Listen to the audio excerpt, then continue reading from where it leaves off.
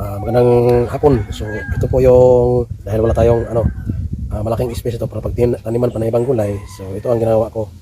Mga sinabit ko dito sa puno ng tulip. Yung tulip parang dito sa Pilipinas yung pasisit na kahoy. Tulip 'yon.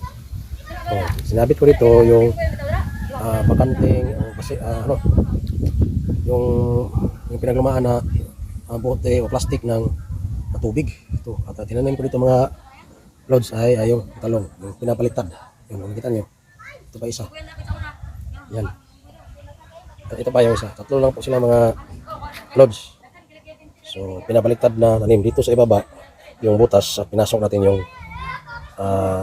talong so dito tayo magdidilig maglalagay ng lupa maglalagay ng abono ito so nung una natin ginawa to ay siyempre yung similya pababa.